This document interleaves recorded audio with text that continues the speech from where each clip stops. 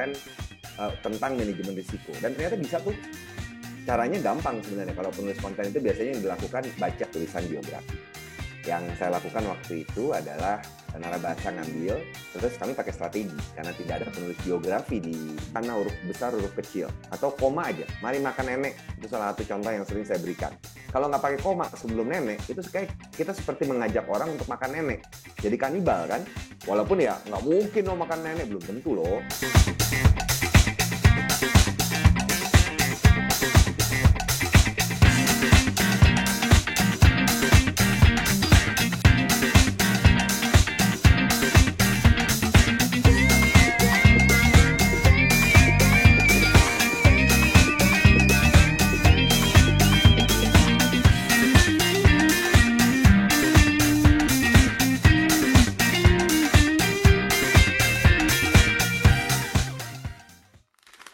Halo, Assalamualaikum Bunda. Waalaikumsalam warahmatullahi wabarakatuh. Apa kabar Alin? Apa kabar Sheila? Sheila udah sehat ya? Alhamdulillah. Oke, terima kasih semuanya. Apakah udah Ivan Alin sudah bergabung bersama kita? Sudah. Sudah. Oke, kalau gitu saya buka dulu ya. Bismillahirrahmanirrahim. Assalamualaikum warahmatullahi wabarakatuh. Alhamdulillahirabbil alamin. Allahumma shalli ala sayyidina Muhammad wa ala alihi wa ashabihi wa man da'a bi da'wati wa tamassaka bi sunnati wa jahada fi sabilillah ila yaumiddin. Asyhadu alla ilaha illallah wahdahu la syarikalah wa asyhadu anna Muhammadan abduhu wa rasuluhu la nabiyya ba'da. Rekan-rekan sekalian, terima kasih yang sudah bergabung di acara Belajar dari Bintang. Mudah-mudahan kencan kepenulisan kita, kencan bahasa kita, kencan sastra kita setiap Rabu ini bermanfaat buat rekan-rekan sekalian. Acara akan menghadirkan para pakar, para guru kita, dan malam ini hadir Uda Ivan Lanin. Buat teman-teman, acara ini dipersembahkan oleh aplikasi KBM App yang belum familiar ya, belum kenal dengan KBM App, bisa diunduh aplikasinya gratis ya di Google Play Store, kemudian bisa manfaatkan KBM App sebagai rumah bagi kamu membaca dan menulis. Selain melalui Zoom, acara ini juga bisa teman-teman ikuti melalui YouTube KBM App Official. Sekilas tentang guru kita hari ini, saya kira sudah tidak asing ya, karena Uda Ivan Lanin juga sudah berkali-kali ya berbagi wawasan, berbagi keilmuan ya dengan kita semua. Beliau adalah seorang pakar bahasa Indonesia, pakar internet Indonesia ya. Kemudian saat ini bekerja sebagai Direktur Utama di Narabahasa, perusahaan rintisan yang menyediakan layanan edukasi, konsultasi, publikasi, kreasi dan aplikasi keterampilan bahasa Indonesia. Kemudian Uda Ivan Lanin ini mulai menulis di Wikipedia bahasa Indonesia sejak 2006. Lalu kemudian dengan teman-teman mendirikan Wikimedia Indonesia ya, didirikan oleh 19 orang ya, salah satu diantaranya adalah Uda Ivan Lanin. Kemudian sempat menjadi Direktur Eksekutif Wikimedia Indonesia.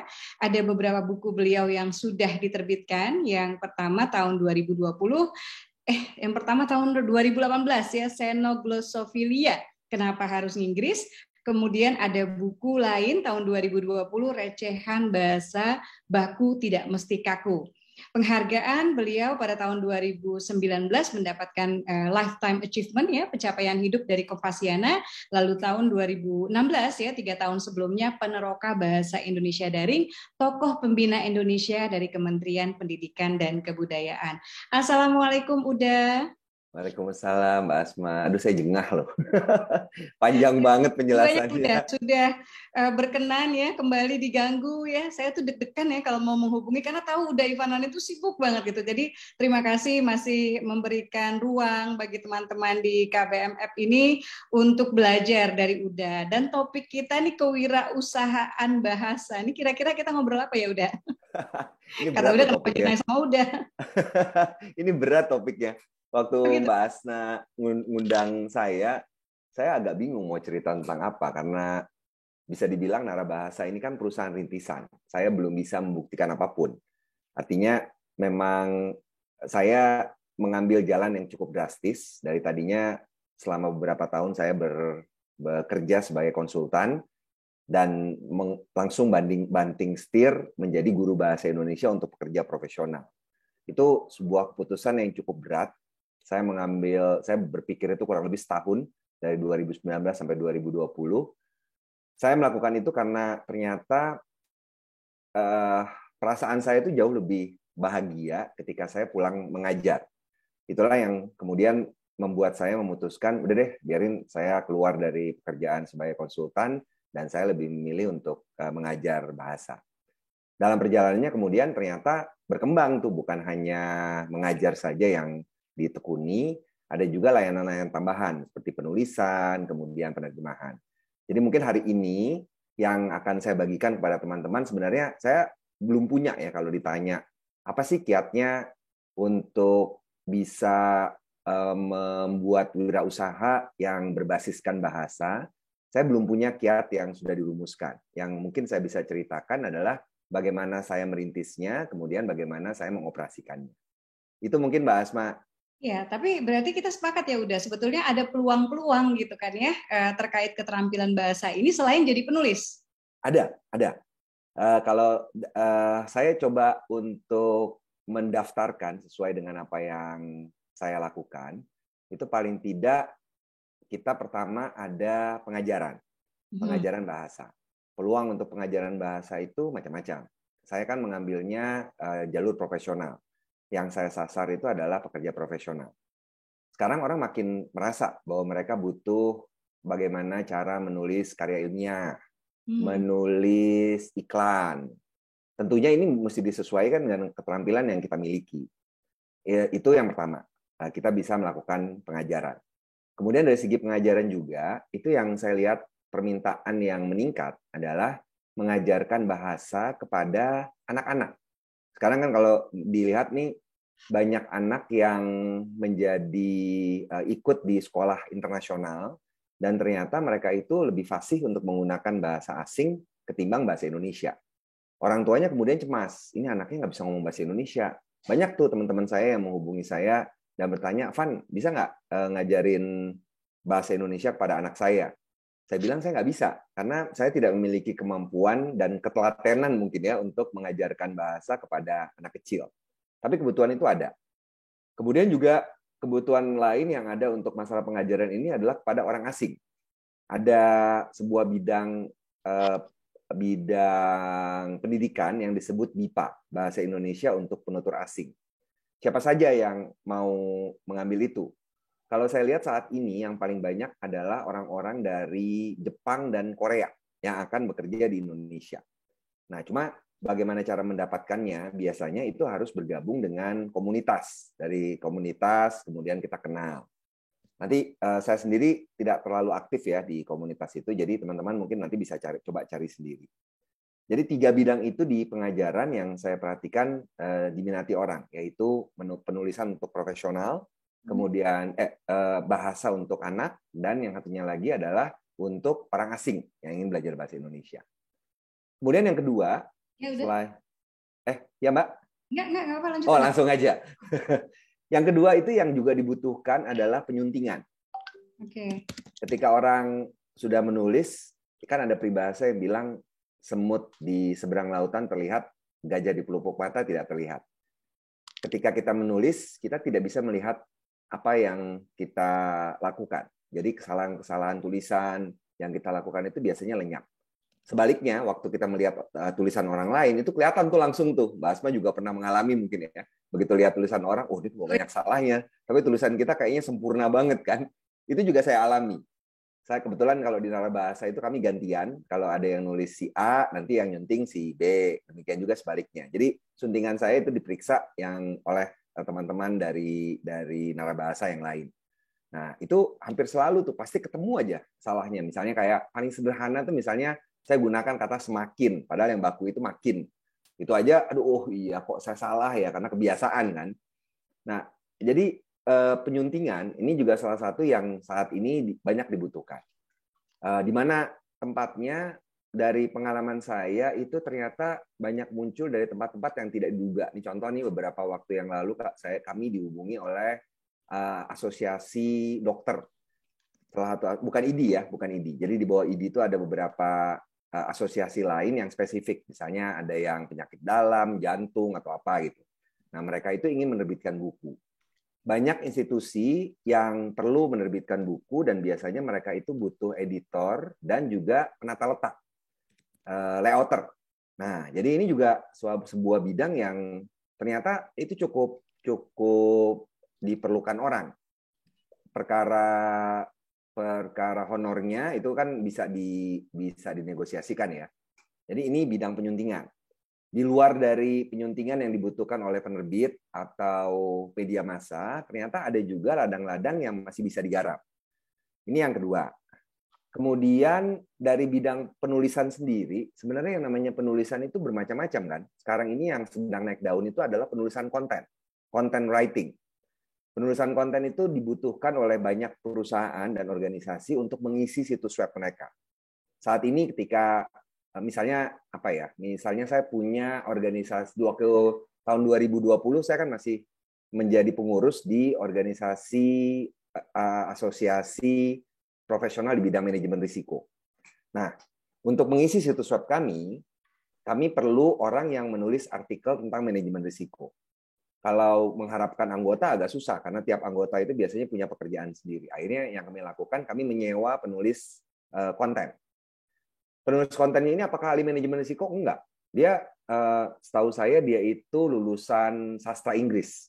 Lulusan sastra Inggris, kemudian dia pekerjaannya biasanya adalah penerjemah, tapi dia bisa mau nyoba untuk menjadi penulis konten tentang manajemen risiko. Dan ternyata bisa tuh. Caranya gampang sebenarnya. Kalau penulis konten itu biasanya yang dilakukan baca tulisan-tulisan konten-konten dalam bahasa Inggris, kemudian dia terjemahkan, dia tambah-tambahkan sedikit. Nah, penulisan konten ini bidangnya macam-macam.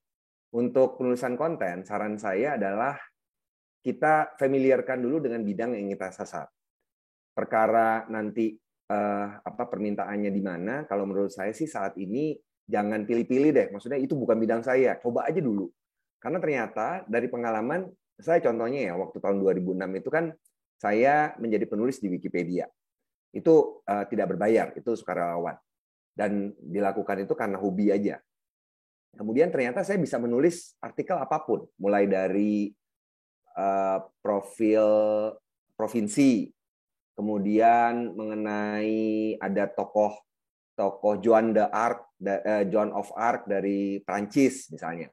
Atau misalnya macam-macam deh yang saya tulis. Ternyata begitu kita menjadi penulis, bisa dibilang kita itu bisa menulis hampir apapun. Walaupun tentu saja tiap bidang penulisan itu kemudian perlu spesialisasi ya, perlu penekunan. Nah, jadi dari penulisan sendiri, kalau teman-teman misalnya sekarang itu berpikir bahwa saya hanya bisa menulis karya fiksi misalnya. Coba deh belajar untuk keluar dari zona nyaman, belajar untuk menulis non-fiksi. Demikian juga sebaliknya, orang-orang yang terbiasa menulis non-fiksi, coba belajar untuk menulis fiksi. Kemudian di dalam non-fiksi sendiri ada banyak jenis penulisan kan, ada biografi, misalnya ada cerita perjalanan. Sekarang ini banyak webinar atau bahkan rekaman di YouTube yang dibuat dan itu membahas satu genre tertentu. Nah, kita bisa memperdalam sekarang tanpa perlu keluar biaya, kita bisa melihat video-video tersebut dan paling enggak sewaktu kita misalnya ngomong dengan calon klien yang potensial, kita punya dasar sedikit. Oh iya nih misalnya penulisan perjalanan ini kan begini.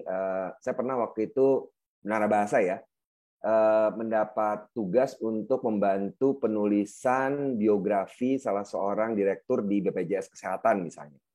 Nah itu seorang penulis fiksi itu mungkin kesulitannya adalah karena dia perlu mengumpulkan data yang sifatnya nyata kan, data yang real. Sementara kalau penulis fiksi kan lebih banyak yang dilakukan adalah dengan imajinasi. Tapi itu bukan sesuatu hal yang sulit untuk dilakukan. Itu yang ketiga dari penulisan. Kemudian yang keempat adalah penerjemahan.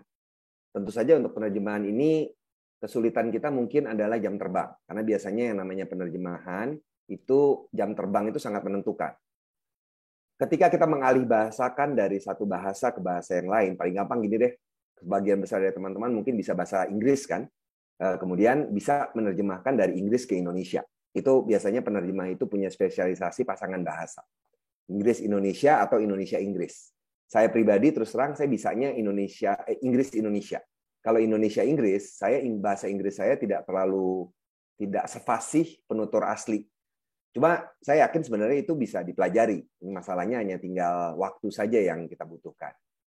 kurang lebih mungkin itu Mbak Asma. Jadi ada 4 bidang yang saat ini saya jalani. Pengajaran bahasa, kemudian penyuntingan, lalu penulisan di genre spesifik, dan yang terakhir adalah penerjemahan. Ya, udah.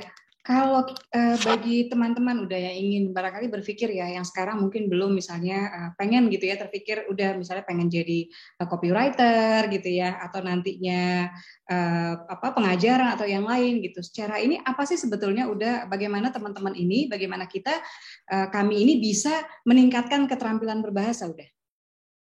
Kalau saya mengibaratkan seperti orang berenang. Waktu pertama kali diminta, saya ingat tahun 2014, saya tiba-tiba dihubungi oleh orang dari Kemenkeu, DJP, Dijen Pajak.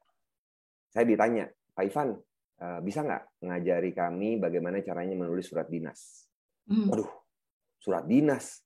Saya nggak tahu gimana. Ya, saya nggak ngomong ini dalam hati ya, batin ya. Tapi apa yang saya lakukan, saya kemudian nyebur. Ya udahlah, bisa. Nah, prinsipnya bisa. Jadi kalau ditanya bagaimana cara mulainya, yang pertama jangan pernah nolak peluang apapun. Kita coba. Kemungkinan terburuk apa sih? Kemungkinan terburuknya adalah kita nggak dipakai lagi kan, kalau jelek kan. Tapi peluang itu susah sekali dapatnya. Jadi kalau teman-teman misalnya dapat tawaran untuk jadi misalnya apa ya, jadi pembawa acara, itu coba ambil dulu. Intinya pertama kali yang kita perlu lakukan adalah mencari pengalaman. Pengalaman itu bermanfaat 2 hal.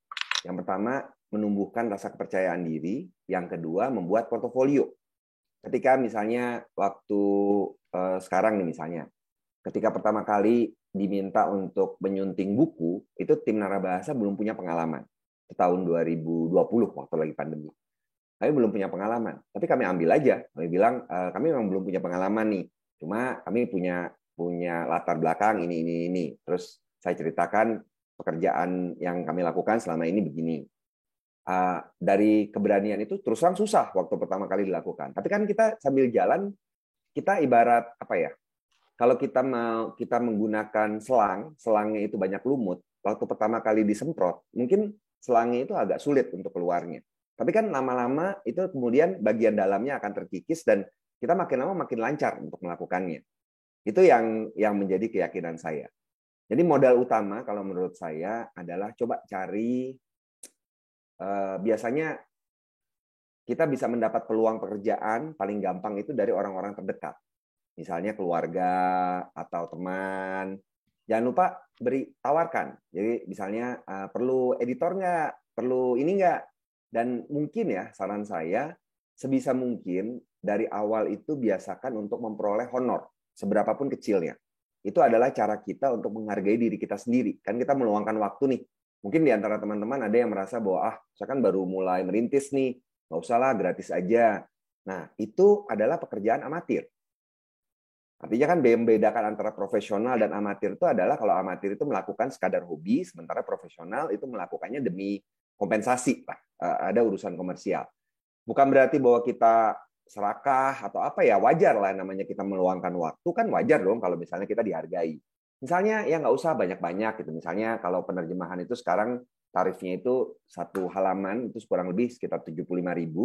Mungkin ya 50.000 itu oke. Nah, itu jadi bisa, atau misalnya konten. Satu konten ini mungkin sekarang standar itu antara 100 sampai 150.000 satu artikel konten. Mungkin kita 75.000 lah. Nah, itu yang bisa dilakukan. Begitu Mbak Asma mungkin yang bisa kita lakukan. Nah, ada juga yang waktu itu bertanya, bagaimana kalau kesempatan itu nggak dapat? Nah, itu udah. Jadi kita langsung kemana? Komunitas gitu. Kalau kesempatan itu nggak dapat, yang saya sarankan adalah kita sendiri coba untuk bangun portofolio. Portofolio itu kan muncul ketika orang melihat tulisan kita kan. Kita ingin misalnya dikenal sebagai penulis konten. Coba cari platform blog. Mungkin saya nggak tahu ya apakah KBM Up ini bisa mendukung, tapi salah satu yang bisa dilakukan ya kita menggunakan platform penulisan untuk memasukkan tulisan portofolio kita. Itu kan seperti kita membangun istana semut ya, nggak ada sebuah portofolio yang dibangun dalam waktu 1 malam. Besok kita mau mengajukan portofolio terus baru kita buat hari ini, nggak mungkin banget. Kita mesti pelan-pelan melakukan itu. Setiap minggu misalnya store satu tulisan. Nah, itu akan membangun portofolio kita. begitu nanti ada orang yang mencari nama kita, mereka akan bisa melihat apa yang sudah kita buat. Jadi ketika belum dapat peluang itu, yang bisa kita lakukan adalah bangun portofolio. Ada komunitas online gitu, komunitas daring atau apa nggak yang bisa udah misalnya kayaknya bagus deh gitu teman-teman nih untuk barangkali bisa bergabung dan mungkin ada mendapatkan gitu lebih banyak peluang-peluang kewirausahaan bahasa di sana. Kalau yang saya tahu itu ada dua yang saya ketahui. Yang pertama itu untuk penyunting atau editor, yang kedua itu untuk penerjemah. Kalau penerjemah itu ada Himpunan Penerjemah Indonesia. Nanti teman-teman bisa coba cari ya, Himpunan Penerjemah Indonesia. Itu mereka banyak mengadakan webinar. Saya kebetulan menjadi salah satu pengurus, ya, jadi ini penafian ya, dan disclaimer. Saya pengurus dan banyak acara dari Himpunan Penerjemah ini yang bisa teman-teman ikuti. Kemudian satu lagi, Pak Bambang Trim beberapa waktu yang lalu itu membuat Asosiasi Penulis dan Penyunting Indonesia. Nanti bisa coba cari ya. Kata kuncinya Asosiasi Penulis dan Penyunting Indonesia. Di situ mungkin setahu saya beliau itu punya grup WhatsApp atau grup Telegram yang bisa digunakan untuk berdiskusi. Nah, mungkin juga dari sana bisa muncul peluang-peluang.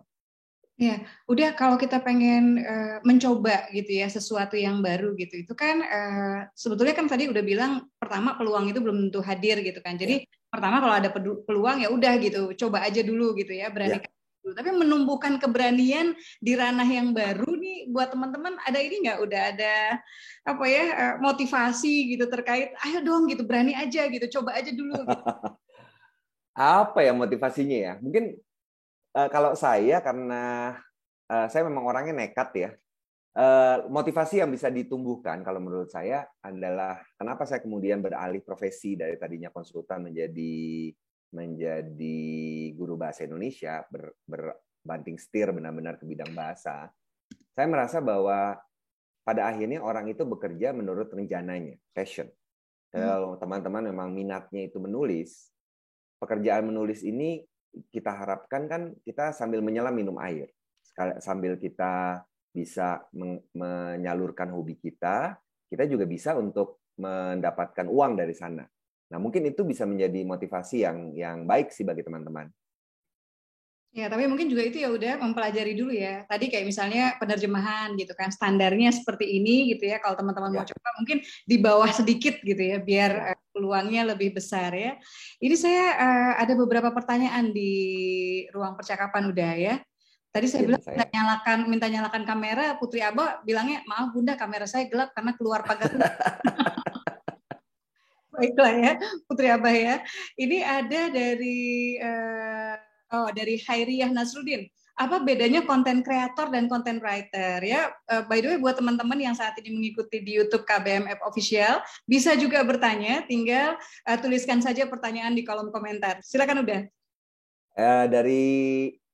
Dari istilahnya sudah kelihatan kan, content creator itu dia pencipta konten, content writer penulis konten, yang satu pencipta, yang satu penulis. Dari sini kita lihat bahwa yang namanya konten itu bukan hanya tulisan, ada juga konten audio, konten video. Jadi istilah besarnya namanya content creator, dia menciptakan segala jenis konten. Itu bukan hanya bentuk tulisan, melainkan juga bentuk audio, video, gambar, itu adalah pencipta konten. Penulis konten adalah pembuat konten untuk teks. Gampangnya gitu. Yang satu himpunan besar, yang satunya lagi itu bagian dari himpunan tersebut. Iya, udah. Ini ada pertanyaan dari Ibnu Rahmat. Ibnu, kamu biasanya berani bertanya langsung. Ini kok main tulis-tulisan sih? Apakah transkriptor juga termasuk ke dalam kewirausahaan bahasa? Udah. Bisa dong, karena itu kan memang dia menggunakan bahasa sebagai alatnya. Sebenarnya kalau dilihat dari definisinya sendiri, ini kan kewirausahaan bahasa ini upaya penerjemahan yang dilakukan untuk writerpreneur atau writerpreneurship. Nah, itu macam-macam. Transkriptor menurut saya termasuk juga. Mungkin ada juga apa ya, juru bahasa. Ya, orang yang juru bahasa itu kan mengalihkan dari satu bahasa ke bahasa penerjemah, tapi untuk lisan. Sekarang juga ada juru bahasa yang untuk bahasa isyarat. Ya, jadi terjawab ya Ibnu ya. Oh ini sudah ada nih. Oke, Alin atau Sheila mungkin ini sudah ada 4 nih yang kita coba dari Nicholas Dio dulu deh. Silakan Nicholas Dio langsung saja. Satu pertanyaan untuk Uda Ivan. Oke, Assalamualaikum warahmatullahi wabarakatuh. Waalaikumsalam. Saya Nicholas Dio dari Malang. Ini saya langsung tanya sama Kak Ivan ya. Kak, seperti yang kita tahu ya, di tahun-tahun sebelum gencarnya sosmed seperti Instagram, Facebook, dan lain-lain, kan buku itu bisa dikatakan peluang kepenulisan paling besar. Nah, jika dibandingkan dengan masa sekarang yang dimana banyak sosmed seperti Instagram, Facebook, dan platform-platform kepenulisan yang lain, nah, serta peluang yang Kak Ivan tadi sebutin itu, seperti copywriting, penerjemahan, terus menulis di konten. Nah, yang jadi pertanyaan saya, apakah kepenulisan untuk membuat buku itu masih efektif untuk dilanjutkan atau dilakukan, atau memang kita ini harus berpindah kepada peluang-peluang yang udah Kak Ivan sebutkan tadi? Ya, terima kasih. Pandangan dan sarannya gimana? Saya langsung jawab ya. Sama. Dari paling tidak saya punya beberapa teman yang memang berkecimpung di bisnis penerbitan. Yang jelas bisnis penerbitan cetak saat ini sedang mengalami masalah yang sangat besar. Untuk membuat sebuah buku biayanya itu cukup besar. Dan di antara biaya-biaya tersebut yang besar itu biasanya distribusi. Dibandingkan dengan platform digital, distribusi tidak ada masalah karena untuk digital kan distribusinya lewat digital. Kalau saya tidak salah itu biaya distribusi itu sampai dengan 70% dari biaya untuk pembuatan buku. Belum lagi kemudian masalah logistik. Jadi bisnis penerbitan itu memang sangat menurun saat ini.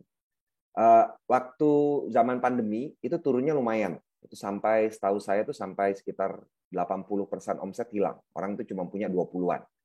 Nah, tapi pelan-pelan sekarang katanya udah mulai membaik. Saya nggak tahu berapa angkanya ya kalau sekarang. Jadi kalau ditanya bagaimana bisnis penerbitan buku, sekarang itu penerbit banyaknya melihatnya, mereka akan melihat profil dari penulis. Kalau penulisnya itu bisa membawa massa sendiri, misalnya dia aktif di platform media sosial, biasanya penerbit itu akan tertarik untuk menerbitkan buku. Jadi kalau misalnya saran saya, kalau memang inginnya itu untuk menyasar yang bentuk cetak, tumbuhkan dulu massa. Kalau dulu kan kita berharap penerbit yang akan mencarikan massa buat kita, mencarikan pembaca buat kita. Kalau sekarang nggak bisa. Kita yang harus menarik massa. Sekarang banyak yang seleb tweet atau selebgram yang kemudian menerbitkan buku dari penerbit, itu yang diharapkan itu membawa massa mereka. Jadi pengikut-pengikut itulah yang kemudian diharapkan menjadi pembeli bukunya. Itu dari pandangan dari saya kurang lebih seperti itu. Ya udah, ini karena sudah menjawab, saya nggak akan membongkar kocek penulis. Tapi by the way buat teman-teman ya, salah satunya tadi yang udah sampaikan ya, saya kira selain menulis buku, artinya untuk diterbitkan secara fisik gitu ya, teman-teman juga bisa memanfaatkan aplikasi seperti KBM App atau platform kepenulisan lain ya udah. Dan jangan lupa dipromosikan karena nanti itu bisa mempengaruhi portofolio gitu. Ketika menyerahkan naskah itu ke penerbitnya nggak udah ya. Jadi misalnya ini sudah dibaca oleh 500.000 gitu kan, atau sudah paling banyak di subscribe gitu ya, paling banyak yang melirik gitu karyanya di sana, itu juga bisa jadi salah satu alternatif ya. Baik, udah ini ada pertanyaan berikutnya dari Putri Abah deh. Coba Putri Abah, kamu segelap apa sih? Saya Bunda pengen. Silakan Putri Abah. Mudah-mudahan suaranya jelas ya.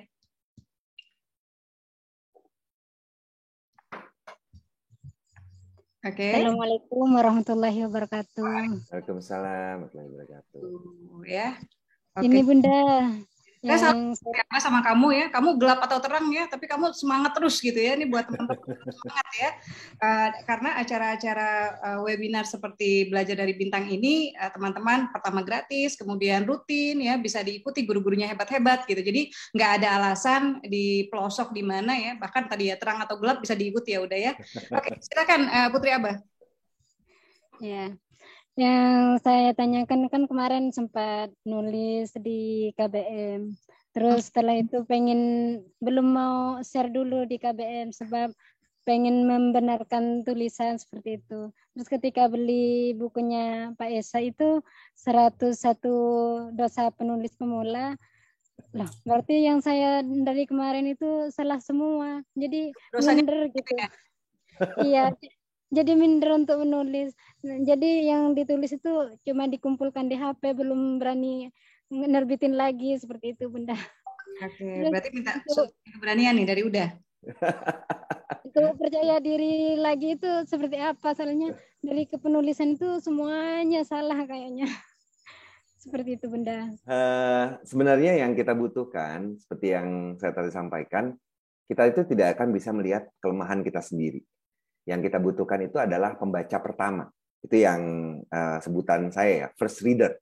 Pembaca pertama ini adalah orang yang langsung membaca tulisan kita dan kemudian dia mengomentari.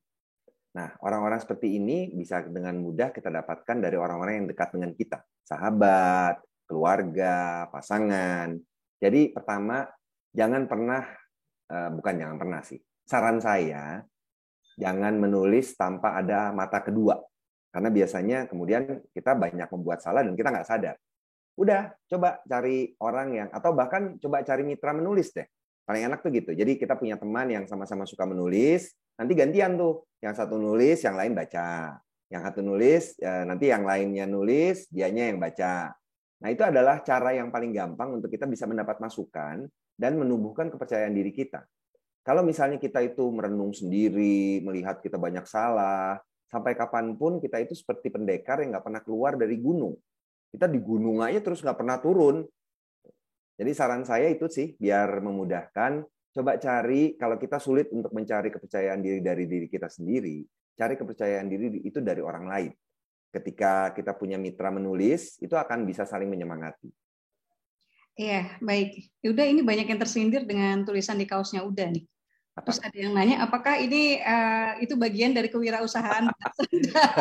Ya, ini salah satu kaosnya Narabahasa. Jadi ini cara kami banyak menggunakan misalnya kayak gini kan. Ini kaos bukan kaos. Terus coba jelaskan arti kata terserah. Jadi ilmu-ilmu bahasa yang sehari-hari tapi kami anggap lucu. Ya, buat teman-teman ya, Asma follow loh fanpage-nya Uda Ivan Lanin, aktif juga ngelihat dan sering ikut ngisi gitu ya di IG story-nya gitu. Ini napas apa nafas gitu, karena apa frustrasi gitu. Kadang-kadang penulis juga nggak ngeh gitu, karena kita bukan editor gitu kan. Kadang-kadang agak sesuka hati gitu ketika menulis. Mudah-mudahan nanti habis ini banyak yang mengambil alih itu udah. Nggak apa-apa. Pas bahasa. Baik, silakan berikutnya, penanya berikutnya dari Mustatiroh. Kamera bisa dinyalakan kah? Sudah nyala itu, Mbak. Ya, kamu dari kota mana, sayang? Ya, dari Jakarta. Pertanyaannya apa? Selamat malam, Uda. Terima kasih kesempatannya bertanya. Mau bertanya untuk penulisan non-fiksi ya, terutama biografi. Itu kan kita nggak sembarangan untuk menulis. Pasti kita harus ada interview dulu ke orangnya atau riset dulu dah. Dan tips-tips untuk menulis biografi itu seperti apa? Udah, terima kasih Bunda Asma. Baik, silakan udah. Saya tuh bukan orang yang suka, yang gemar untuk mengambil ladang yang bukan punya saya ya. Jadi saya dari awal berterus terang bahwa saya bukan penulis biografi, belum pernah membuat tulisan biografi. Yang saya lakukan waktu itu adalah Narabahasa ngambil, terus kami pakai strategi karena tidak ada penulis biografi di Narabahasa. Yang kami lakukan adalah mencari orang yang bisa menulis biografi. Nah, kalau saya lihat dari apa yang dilakukan oleh orang tersebut, itu yang pertama, jangan pernah melakukan wawancara tanpa melakukan riset terlebih dahulu. Kalau orangnya masih hidup ya. Ketika kita mencari dulu informasinya tanpa berbicara dengan orang itu, ketika kita berbicara atau melakukan wawancara dengan orang tersebut, kita sudah punya latar belakang yang lebih banyak. Kita tidak akan menghabiskan waktu untuk bertanya hal-hal standar, misalnya, Bapak menikah tahun berapa? Udah tahu kita itu. Bapak sekolah di mana? Atau Ibu sekolah di mana? Kita udah tahu itu. Jadi lakukan dulu riset. Cari-cari dulu informasinya. Setelah kita punya informasi yang cukup, barulah kemudian kita wawancarai. Kemudian biasanya dengan satu kali wawancara, bahan kita belum tentu cocok, belum tentu tuntas. Kita perlu melakukan 2 atau 3 kali wawancara. Nah, yang perlu kita lakukan adalah agar orang yang kita buatkan biografinya itu merasa tumbuh kepercayaannya kepada kita, coba buatkan draft dari apa yang sudah kita dapatkan dari orang itu. Itu akan membuat dia, oh kemarin waktu wawancara itu orang ini benar-benar menyimak. Jadi begitu nanti kita minta wawancara berikutnya, dia akan dengan senang hati memberikan masukan, memberikan waktu.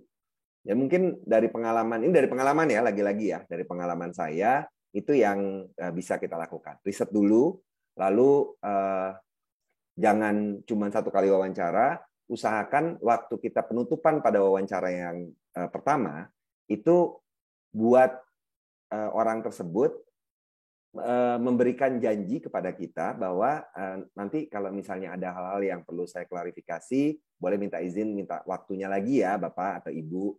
Itu yang kurang lebih 3 hal yang perlu kita lakukan.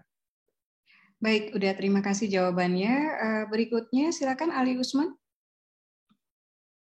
Ya. Baik, Dari kota. terima kasih. Dari Kota Padang, Mbak Asma. Oke, apa pertanyaannya? Jangan kampung sama muda. Yo, Mbak. Pakai bahasa Minang kita udah. Oh, indah lah. Alhamdulillah sehat ya. Roaming nanti yang lain. Iya, pada bengong-bengong nanti udah. Iya. Baik, terima kasih Mbak Asma, udah Ivan. Saya senang sekali ya bisa bertatap virtual dengan Uda. Saya sebagai guru bahasa Indonesia sangat senang sekali berbicara terkait bahasa. Satu hal yang tantangan saya udah adalah menulis ya. Sejak saya kenal KBM App ini, sudah ada 6 judul cover saya buat. Nggak saya selesai ya, karena saya penulis jadi editor langsung dah. Maksudnya sering merasa tidak pas kalimat itu, jadi nggak saya selesai gitu. Nah mungkin karena juga guru bahasa Indonesia, saya kira bakat editor ini bisa nggak ya saya salurkan bergabung dengan Uda Ivan gitu ya. Gimana ya bisa menjadi wira bahasa ini gitu ya. Kasih udah Mbak Asma. Gimana? Jadi maksudnya gimana? Iya dah. Maksudnya bagaimana? Karena nggak selesai udah, itu satu hal. Ya. Kemudian kedua, bakat editornya bisa nggak nih ikut gabung ke Uda Ivan? Gitu? Oke, yang pertama ya. Memang kalau kita lihat pekerjaan penulis dan penyunting itu 2 hal yang berbeda sekali. Pekerjaan penulis itu menggunakan otak kanan, dominannya otak kreatif, sementara pekerjaan editor itu menggunakan otak kiri, otak logis. Ketika kita mencampur 2 hal itu, seperti kita menggerakkan 2 tangan sekaligus. Kadang-kadang bertempur sendiri kan. Jadi saya selalu menyarankan bahwa kita memisahkan 2 hal tersebut. Biasanya kalau saya membagi tahap penulisan itu menjadi 3. Tahap pertama itu adalah perencanaan. Itu ketika kita merencanakan, kalau untuk penulis fiksi mungkin berpikir ini alur utamanya kayak gimana ya. Kemudian tokoh-tokohnya siapa aja ya. Kemudian kita melakukan riset. Itu adalah tahap perencanaan. Kemudian tahap penulisan itu adalah ketika kita menyalurkan apa yang sudah kita rencanakan itu menjadi wujud nyata bentuk tulisan. Di situ kita nggak boleh terlalu banyak berpikir kebalik ke belakang. Nulis aja sampai selesai gitu. Nanti kita ubah-ubah letaknya, kita perbaiki, itu urusan belakangan. Bagian ketiga adalah penyuntingan. Jadi jangan pernah mencampur penulisan dengan penyuntingan. Buat saya ya, meskipun saya juga pernah mewawancara waktu itu Mas Iqbal Aji Daryono, penulis esai dari Mojok kan. Mas Iqbal itu bilang setiap kali menulis 1 paragraf dia akan berhenti dan dia baca ulang. Akibatnya apa? 1 esai itu biasanya dia menghabiskan waktu 3-4 jam untuk bikinnya. Lama. Menurut saya sih itu lama ya. Tapi ya dia bisa melakukan, memang dia sukanya seperti itu. Tapi secara umum kalau menurut saya kita harus memisahkan antara kegiatan menulis dan menyuntik. Selesaikan semuanya. Jangan sepotong, habis itu diedit lagi. Sepotong, diedit lagi. Kalau itu pasti nggak akan selesai. Tulis sampai selesai, tuntas nih, blek. Habis itu baru kita buka otak kiri kita, melihat dengan kritis apa yang sudah kita tulis. Atau mungkin 1 bab, per 1 bab. Kita baca, selesaikan satu bab, nanti begitu selesai baru kemudian kita menyunting. Kalau dibandingkan nih mungkin analogi yang saya ambil adalah sebenarnya kan menulis dan berbicara itu kurang lebih sama kan. Kebayang nggak kalau misalnya kita berbicara, kita ngomongnya satu-satu nih. Jadi menulis itu adalah ini. Enggak, maksud saya begini. Oh bukan nih, kayak gini nih. Selesai nggak tuh ngomongnya? Nggak selesai-selesai kan? Apa yang kita lakukan sewaktu kita berbicara? Kita tidak pernah berhenti. Paling kita kalau ada salah yang benar-benar fatal, oh iya maksud saya ini. Cuman ya udah, kita akan terus ngomong maju ke depan. Nah, bayangkan menulis seperti berbicara. Kita terus maju ke depan, nanti baru kalau misalnya kita sudah selesai satu potongan yang utuh, baru kemudian kita melihat ulang. Ini ada yang perlu kita edit atau enggak. Jadi saran saya untuk yang pertama itu, ya bagaimana seorang yang sebenarnya juga memiliki bakat sebagai penyunting, bisa juga menjadi penulis. Kesampingkan dulu bakat penyuntingnya, jadilah penulis. Yang kedua, mengenai lowongan kerja di Narabahasa, itu nanti ikuti aja Instagramnya Narabahasa, kalau ada lowongan pasti kami buka. Ada di Twitternya juga sama ya, udah ya Narabahasa ya? Ya, ada di Instagram, Twitter, LinkedIn, Facebook. Oke, terima kasih udah ya.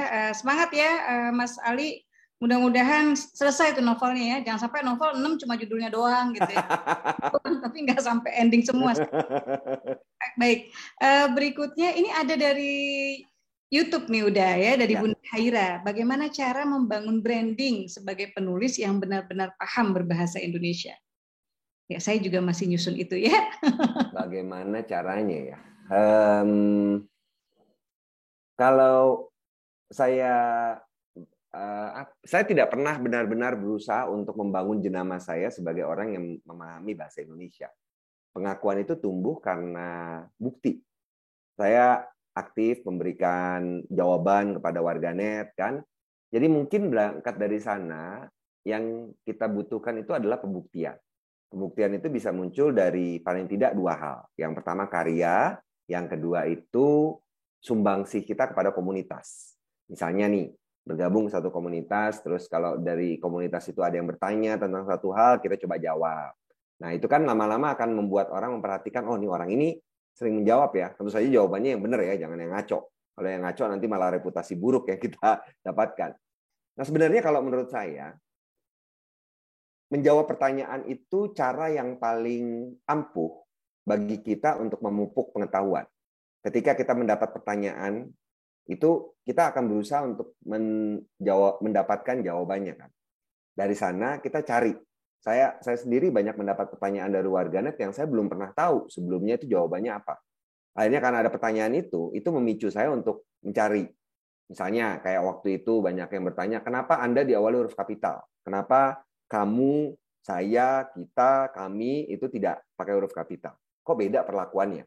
Cari-cari ternyata ketemulah bahwa kata Anda itu diciptakan.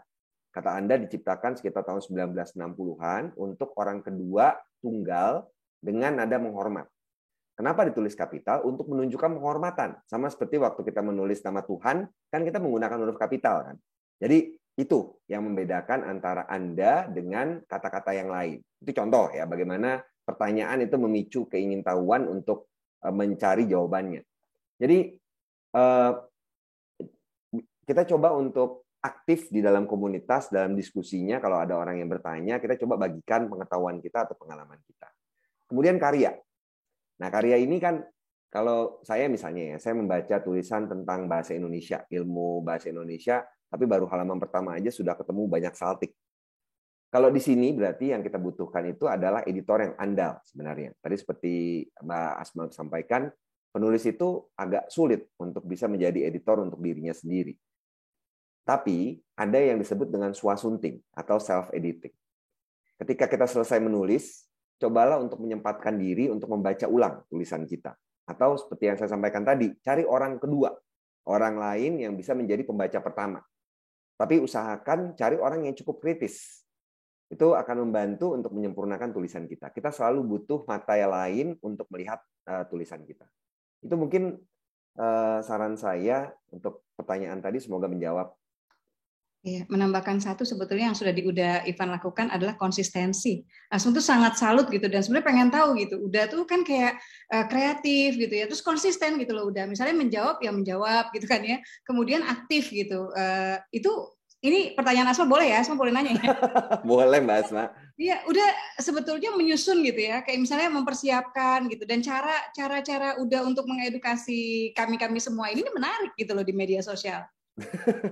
Karena kannya bagaimana udah biasanya apakah jam segini sampai jam segini nyiapin gitu ya buat itu?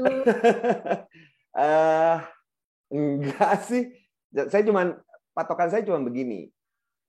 Saya dulu waktu kembali belajar bahasa Indonesia tahun 2006, saya kan mencoba menggali ilmu dari guru-guru bahasa. Ada cukup banyak tuh ya. Saya bertemu teman-teman dari Badan Bahasa, kemudian dari majelis penerjemah. Yang saya perhatikan, kebanyakan ahli bahasa ketika menyampaikan kaidah bahasa, mereka melakukannya dengan cara yang kaku. Mereka tidak berusaha ramah dan menjangkau. Pokoknya gini aturannya. Kenapa? Yang nggak ada alasannya. Pokoknya gitu. Hal seperti ini kan nggak bisa kita terima. Kita kalau misalnya dibilang pokoknya itu biasanya kan penasaran kan. Jadi sewaktu menjawab pertanyaan, yang saya berusaha lakukan adalah berusaha seperti menjelaskan itu kepada anak kecil.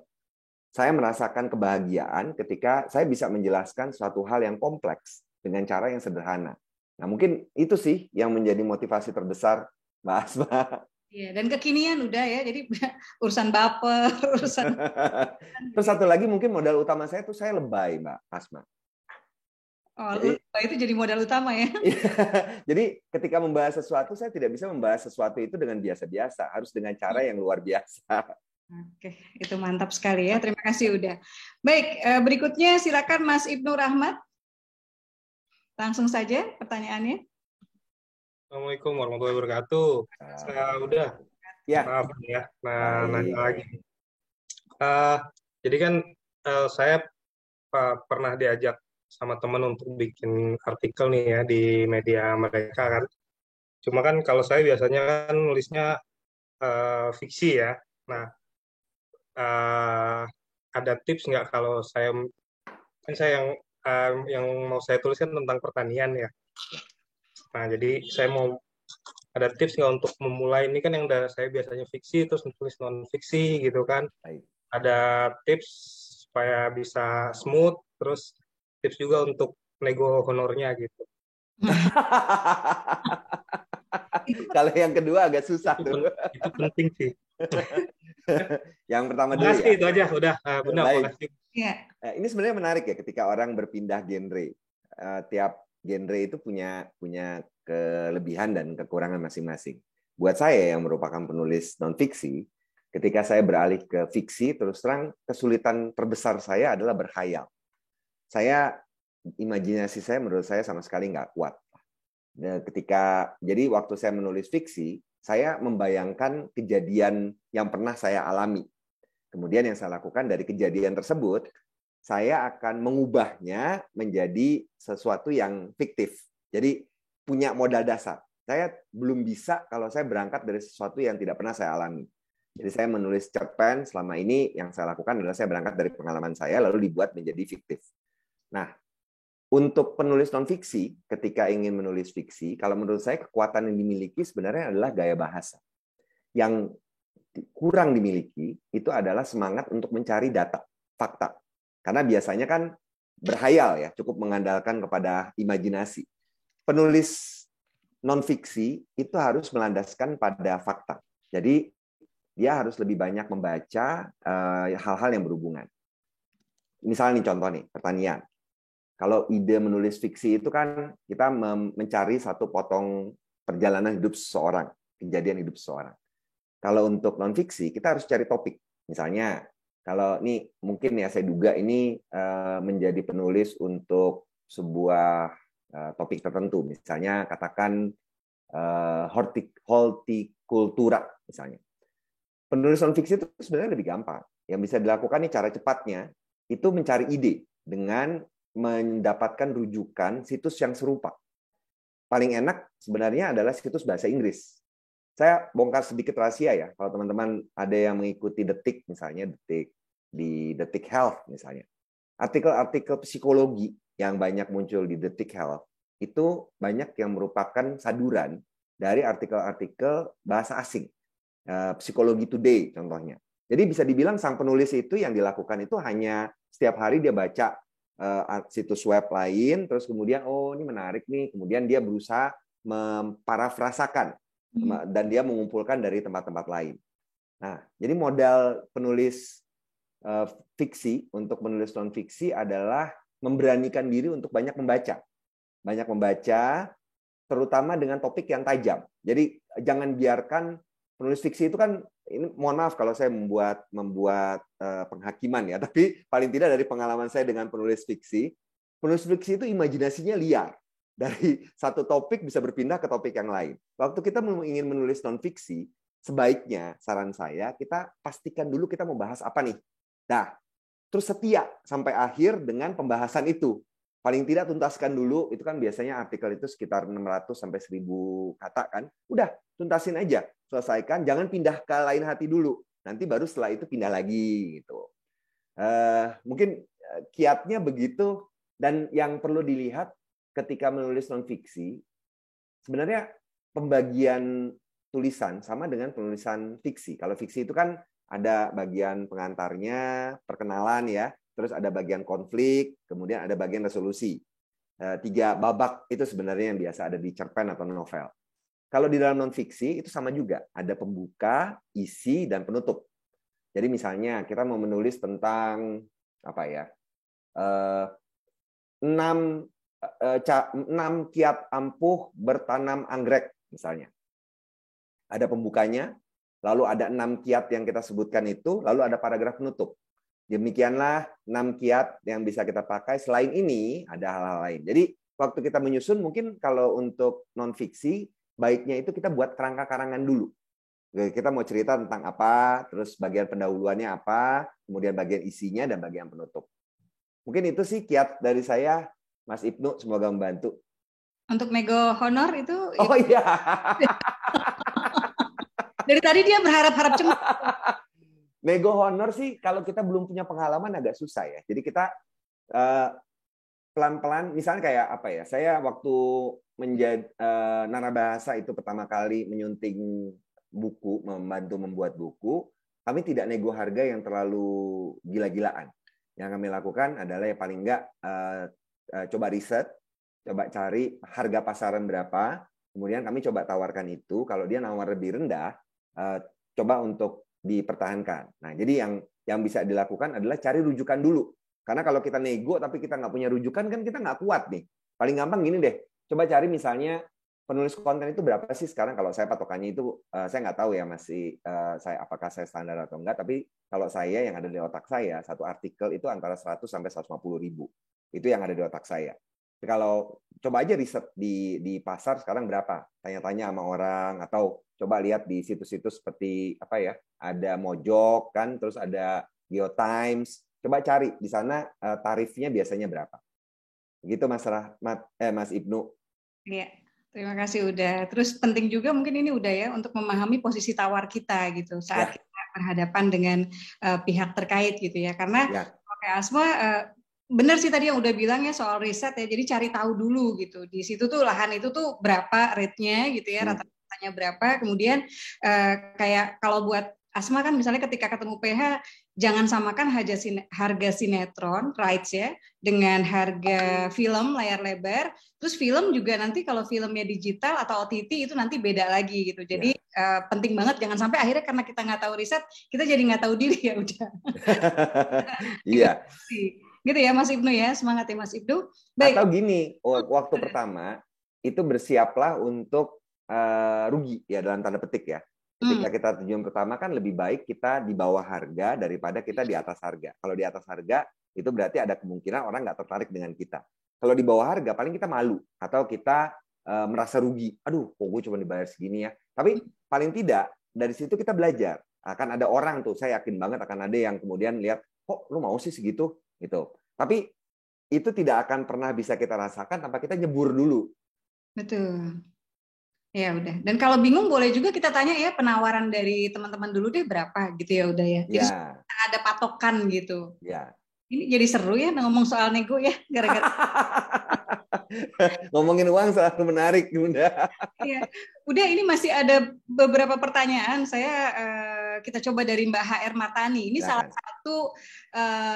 salah satu yang paling hits nih karya-karyanya di aplikasi KBM Map. Silakan Mbak Matani. Assalamualaikum Bunda. Waalaikumsalam warahmatullahi wabarakatuh. Bunda Ivan. Ya. Saya Martani dari Pemalang. Ya, Mbak. Ini tadi kan bilang kalau mau nulis saja, terus nanti baru diedit kan. Nah, itu guru saya itu juga bilang kayak gitu kan. Tapi biasanya waktu mengedit itu malah jadi stres sendiri karena lihat kaidah-kaidah penulisan kayak gitu. Aduh, harusnya kok kayak gini. Tapi kalau pakai sesuai dengan kaidah penulisan, kok rasanya jadi aneh kayak gitu. Nah, itu sepenting apa sih menerapkan kaidah penulisan untuk membuat tulisan yang baik? Itu aja. Oke. Assalamualaikum warahmatullahi wabarakatuh. Waalaikumsalam warahmatullahi wabarakatuh. Sebenarnya kan kaidah penulisan itu, yang namanya kaidah itu merupakan kumpulan dari pengalaman orang-orang yang kemudian dibuat menjadi sebuah standar. Sebenarnya kan itu. Tidak ada yang menyatakan bahwa itu hukum dari Tuhan. Nggak ada. Bahwa pentingnya adalah kaidah penulisan membuat tulisan kita menjadi lebih enak untuk dibaca orang. Contoh nih misalnya, bahwa di dalam sebuah cerpen atau sebuah novel itu ada prinsip story curve atau kurva cerita. Modelnya seperti lonceng gitu kan. Pertama dia mendatar dulu, mulai dengan perkenalan, lalu dia nanti akan naik konflik. Terus habis itu turun lagi, resolusi. Resolusinya bisa hasilnya bagus, bisa hasilnya buruk. Nah, itu contoh kaidah di dalam hal wacana. Apakah kita boleh menyimpang dari itu? Ya boleh aja. Kita akan membuat plot yang modelnya lain lagi. Tapi itu dibuat karena pengamatan pendahulu-pendahulu kita terhadap pola yang ternyata sukses. Kemudian masalah misalnya paragraf. Paragraf kan para pendahulu kita itu menyatakan bahwa paragraf itu ada yang naratif, ada yang deskriptif. Itu untuk fiksi. Naratif menceritakan, sementara deskriptif itu menggambarkan. Apakah kita boleh tidak mengikuti itu? Ya boleh-boleh aja. Tapi ternyata memang kalau kita lihat, dua jenis pendekatan itulah yang digunakan untuk menceritakan sesuatu dengan utuh. Narasi itu menceritakan bagaimana jalannya kejadian, sementara deskripsi itu menjelaskan bagaimana orang bisa membayangkan peristiwa tersebut atau benda tersebut. Keduanya itu dibutuhkan dan saling melengkapi. Itu di tingkatan paragraf. Kemudian kalimat. Kenapa kita harus menyusun kalimat yang efektif? Bukan berarti bahwa kalimatnya harus pendek-pendek ya. Kalimat panjang pun bisa efektif asal itu mencapai tujuan. Orang paham apa yang dibaca. Kalimat efektif itu juga diperlukan biar waktu dibaca orang nggak akan kemudian mengerenyitkan kening terus bilang, ini apa sih maksudnya? Tuh, nggak seperti itu kan. Jadi menurut saya kaidah bahasa itu tujuan utamanya adalah membuat apa yang kita tulis itu menjadi mudah diterima oleh orang. Ejaan, tadi kan berurutan ya, dari wacana. Wacana itu bagaimana alur. Kemudian paragraf, bagaimana kita menceritakan sesuatu dan mendeskripsikan sesuatu. Lalu kalimat, bagaimana membuat kalimat kita mudah dipahami orang. Pemilihan kata. Pemilihan kata itu kan juga menentukan makna yang mau disampaikan kan. Kalau kita salah menggunakan kata, bisa jadi pesan yang disampaikan itu tidak tepat nyampainya. Dan terakhir ejaan. Ejaan meskipun kelihatannya sederhana, huruf besar, huruf kecil, atau koma aja. Mari makan nenek, itu salah satu contoh yang sering saya berikan. Kalau nggak pakai koma sebelum nenek, itu kayak kita seperti mengajak orang untuk makan nenek. Jadi kanibal kan? Walaupun ya nggak mungkin makan nenek, belum tentu loh. Siapa tahu bukunya itu jatuh ke tangan orang-orang yang memang kanibal kan? Maaf, saya terlalu banyak berimajinasi. Tapi kadang-kadang tanda koma itu bisa menyelamatkan nyawa, seperti contoh yang tadi itu. Jadi itu dari saya, meskipun kelihatannya remeh, kaidah bahasa itu diperlukan untuk memastikan bahwa tulisan kita mencapai dampak atau diterima orang sesuai dengan apa yang kita harapkan. Baik, udah masih ada waktu atau bagaimana udah? Boleh, mungkin 2 pertanyaan lagi kalau boleh. Ya, oke, saya harus milih 2 dari 3 ya. Baik, Mbak Lindawati Tanjung, silakan.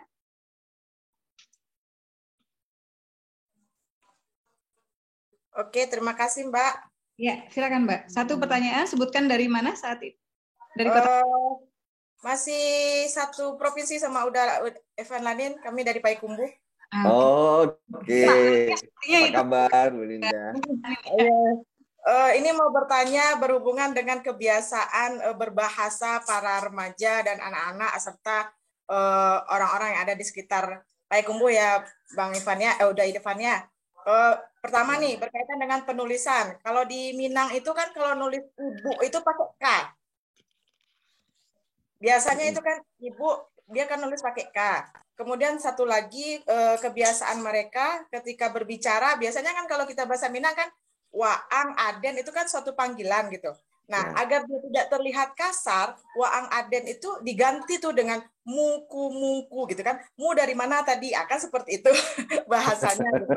Nah, bagaimana kita memberitahukan trik untuk menuliskan sesuatu kalau kaidah kebahasaan Indonesia yang dia gunakan terjemahkan dari bahasa Minang ke bahasa Indonesia. Sementara kegunaan kumu di situ kan sebagai klitika. Nah, itu mungkin perlu kiat-kiat dari Uda Ivan, bagaimana kita memberikan penulisan terhadap itu, dan apa riset yang harus kita lakukan, sehingga penggunaan kebahasaan tadi tidak bercampur aduk antara bahasa Minang dengan bahasa Indonesia. Terima kasih Uda. Ya, terima kasih Mbak Linda. Ya. Silakan. Ini saya pikir pertanyaannya mungkin bisa dibuat menjadi umum, dibuat umum menjadi bagaimana caranya mengatasi bahasa antara bahasa daerah dengan bahasa Indonesia. Mungkin itu ya. Karena saya yakin ini bukan hanya terjadi dengan bahasa Minang, tapi juga dengan bahasa-bahasa lain. Ambil contoh misalnya kalau bahasa Jawa itu ada ibune, gitu, ada e-nya di belakangnya. Di bahasa Indonesia diubah menjadinya, itu secara tata bahasa itu dianggap keliru. Yang perlu disadari pertama, setiap bahasa itu memiliki kaidah tata bahasa masing-masing. Itu dulu yang perlu kita pahami. Bahasa Sunda punya sendiri, bahasa Jawa punya sendiri, bahasa Inggris punya sendiri. Nah, ketika saya mengambil contoh ada seorang ahli dari ahli bahasa dari Unpad kalau saya nggak salah, beliau itu sering menulis artikel dalam bahasa Inggris dan ternyata pengaruh bahasa Sunda itu malah membuat cara dia menyampaikan pesan dianggap menarik karena berbeda caranya, sudut pandangnya berbeda. Jadi sebenarnya kalau saya pikir kita tidak bisa serta-merta menganggap bahwa pengaruh dari bahasa daerah itu bersifat negatif terhadap tulisan kita. Bisa jadi itu kemudian memperkaya. Nah, cuman yang perlu kita sadari adalah bahwa pertama nih, antara ragam lisan dan ragam tulisan itu berbeda. Tadi contohnya yang disampaikan itu kemungkinan besar adanya dalam ragam lisan. Dalam ragam lisan, kita bisa saja kan kalau misalnya tokoh kita orang Payakumbuh masuk di dalam tulisan, ya boleh aja kita memasukkan cara dia berbicara. Karena memang kalau dialog itu mencerminkan tokohnya. Jadi sama sekali bukan larangan. Yang kemudian mesti kita perhatikan adalah narasinya. Narasinya itu kita usahakan tetap menggunakan kaidah bahasa Indonesia. Kalau dalam bahasa Indonesia ya, kecuali kalau nulis cerpennya itu memang dalam bahasa daerah atau karya fiksinya dalam bahasa daerah. Jadi menurut saya sih ini bukan masalah yang terlalu besar. Artinya bukan sesuatu yang harus dibasmi, tapi sesuatu yang perlu disadari aja bahwa gaya berbahasa atau cara penyusunan kalimat antar tiap bahasa itu berbeda-beda. Dan hal ini malah bisa kita gunakan untuk memperkaya tulisan kita. Semoga menjawab ya. Jadi saya tidak pertanyaannya kan tadi kan bagaimana caranya menumbuhkan kesadaran bahwa nggak boleh kayak gitu. Menurut saya itu bukan sesuatu yang perlu dilarang. Menurut saya itu kekayaan kita yang tinggal perlu kita sadari aja. Tinggal kita perlu sadari. Lalu kemudian kalau misalnya memang diperlukan ya kita masukkan itu sebagai bagian dari kekayaan cara kita menyampaikan sesuatu. Baik, terima kasih udah. Ini saya tadi sengaja menghubungi langsung nih Backstreet nih udah ke penanya tersisa karena saya harus milih satu ya. Oke. Lailia, sepertinya tadi secara tidak langsung udah Ivan sudah menjawab ya bekal-bekal yang harus dipersiapkan. Jadi saya pilih Latifah. Silakan Mbak Latifah untuk mengajukan pertanyaannya. Assalamualaikum Bunda Uda. Waalaikumsalam warahmatullahi wabarakatuh. Saya Latifah Ramla dari Kolaka Timur. Alhamdulillah beberapa waktu lalu saya diminta memberikan sharing materi kepenulisan ke santri pondok. Cuman saya tolak karena saya kalau bicara di depan umum secara langsung selalu gugup. Nah, saat itu bicara saya tiba-tiba belepotan. Nah, tips apa yang bisa tips agar saat berbicara tidak belepotan? Bagaimana, Uda? Baik.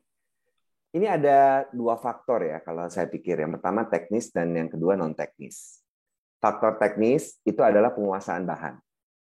Kita bisa jadi tidak menguasai bahannya yang mau kita sampaikan. Saya nggak tahu apakah Mbak Latifah mengalami hal itu. Tapi hal teknis biasanya lebih mudah untuk ditanganinya. Yang kita perlu lakukan hanya membuat persiapan yang lebih baik, lebih matang. Bagaimana cara persiapan yang matang? Itu kita buatkan dulu draftnya. Apa yang mau kita sampaikan. Paling tidak dalam bentuk garis-garis besar. Itu yang teknis. Kemudian yang non-teknis. Yang non-teknis ini biasanya muncul kegugupan karena tidak percaya diri atau takut salah. Kalau di sini kunci utamanya adalah jangan berusaha untuk sempurna. Yang namanya orang kan pasti nggak akan sempurna ya.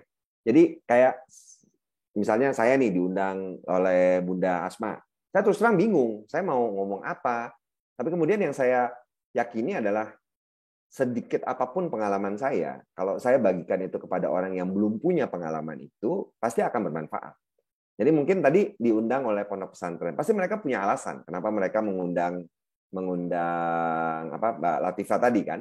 Jadi yang ini aja tanamkan kepada diri bahwa saya tidak berusaha untuk terlihat sempurna.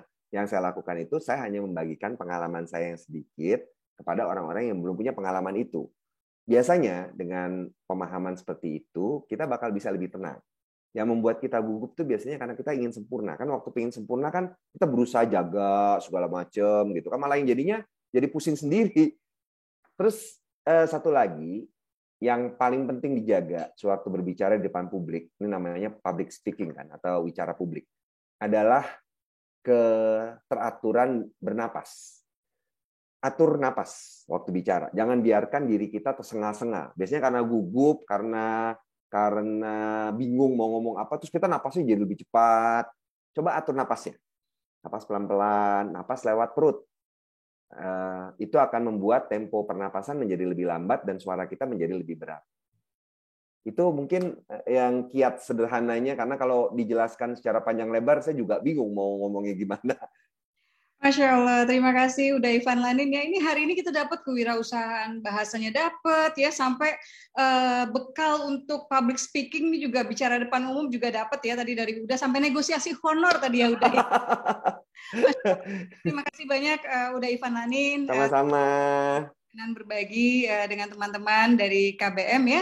Dan buat teman-teman semua, ayo menulis, jangan takut salah ya. Sebetulnya ketika Ayah Isa Alamsyah bikin buku 101 Dosa Penulis Pemula, justru untuk membantu, karena tadi udah bilang, dan Asma juga setuju, seringkali kita nggak bisa melihat kekurangan diri kita sendiri. Kita butuh orang lain, kita butuh istilahnya meminjam pisau bedah orang lain gitu. Dan itu bisa menjadi panduan, oke, dosa 1, dosa 2, tenang, semua berdosa ya. Kalau tanya ke Asma sekarang nih lagi Swasunting ini udah surga yang tak dirindukan 3. Naskahnya sudah selesai dari tahun lalu di aplikasi KBM App, tapi kemudian saya melihat bahwa ternyata di aplikasi kita punya kecenderungan berpanjang-panjang udah. Itu Asma sudah edit sampai belasan, kayaknya 20 kali lebih gitu ya. Ini sekarang sedang melihat hasil editan dari editor. Dan itu saya masih acak-acak, merah, hilangkan, biru ini ya. Buat teman-teman selama masih ada waktu ya, ayo nikmati Swasunting itu juga sebagai salah satu proses untuk menjadi penulis yang insya Allah karyanya mudah-mudahan ketika hadir ke pembaca dalam bentuk yang lebih baik. Terima kasih sekali lagi Uda, kita akan foto bersama ya. Terima kasih. Saya mohon maaf ya, saya undur diri, saya serahkan kepada Sheila, dan buat teman-teman yang saat ini mengikuti acara belajar dari depan, insya Allah akan diadakan hari Jumat, karena hari Rabunya asumsinya adalah kita 17-an semua ya. Jadi takutnya capek. Jadi insya Allah hari Jumat, dan pemateri kita, guru kita Mas Beni Ramdhani, beliau adalah dulu di Mizan ya, termasuk yang mengepalai redaksi anak ya, bacaan anak dan remaja. Jadi bacaan anak versus bacaan remaja besok akan diadu ya Jumat depan buat teman-teman yang tertarik ke penulisan anak ya dan remaja. Insya Allah mudah-mudahan bisa bergabung. Terima kasih sekali lagi, sekali lagi terima kasih. Sama-sama. Sebentar untuk kita foto bersama. Billahi taufiq wal hidayah. Assalamualaikum warahmatullahi wabarakatuh.